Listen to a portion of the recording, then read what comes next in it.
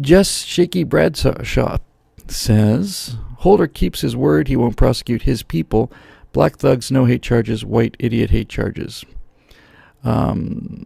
Basically what Jess is referring to is this knockout game thing has been, with, I think, one or two exceptions, huge numbers, essentially black gangs walking around trying to find white people that they can knock unconscious. That's the game.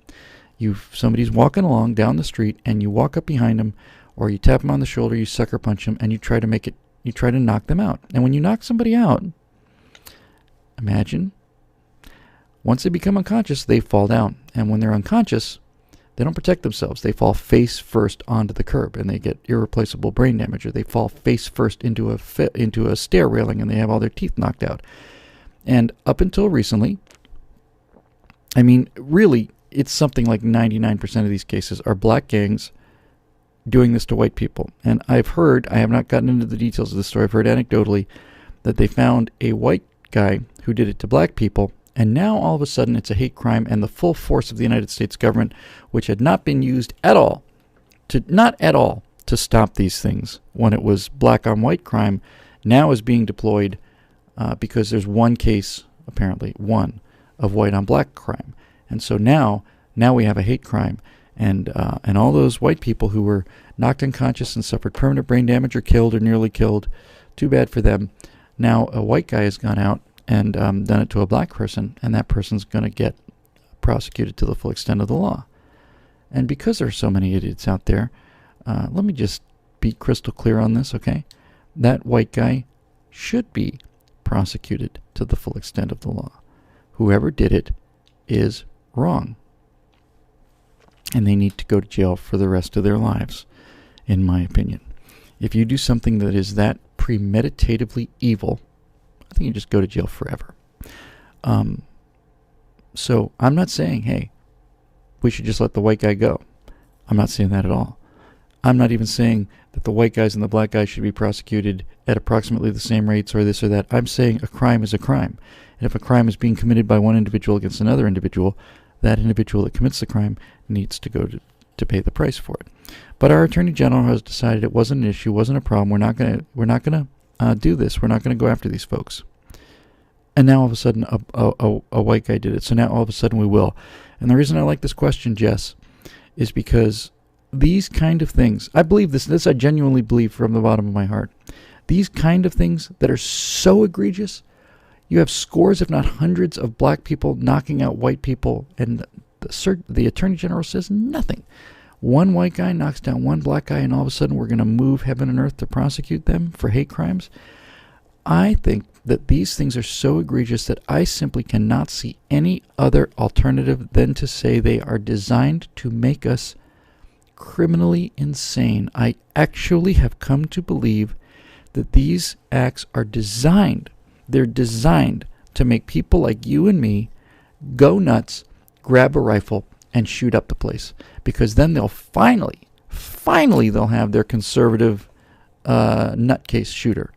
Because the guy at Sandy Hook and the guy at Aurora and the last guy and the guy before that and the guy in the Earth Day thing and the guy at the White House, every single one of them are liberals. Every single one of them. This last guy's who shot that teacher. He is a big old Obama liberal. They're all liberals. And they all call for these giant gun control things when these liberals lose their mind and start shooting things up. And then they find out they're a liberal. Well, that doesn't mean we can't get some mileage out of it, because we don't have to tell people they're liberal. But when one of them finally, after all of this psychological assault and all of this psychological intimidation and provocation, when somebody finally snaps on our side, then you will see when it is actually a real Tea Party person, then you'll see the real guns, rhetorical and legal guns come out. And I have to say this too. The fact that we have been so demonized, we've been so beaten up and intimidated, and we've had the IRS audits, and we've had all the surveillance, and we've had the weaponization of the tax code, and we've had been accused of every single shooting, every single one that we didn't do ever, Gabby Giffords was shot up by a Tea Party guy. No, Gabby Giffords was shot up by a liberal who was stalking Gabby Giffords. And we get it again and again and again and again and again and again and again and again and again. And we still don't go out there and go nuts on these people. It makes me just so proud of being on this team. It makes me proud to be on the team where the good people are. I'm just proud of the fact that we don't go out and, shoot up the place. I mean, because we're good people. We leave these scenes cleaner than we find them. We go to protest something, and and we don't do that very much anyway, because some of us have jobs to go to. But when we do, we get the permits, and we get the porta potties, and we get the police, and then we get the insurance, and then we go out there and we clean the place up, leave it cleaner than when we found it. And we're violent, evil animals.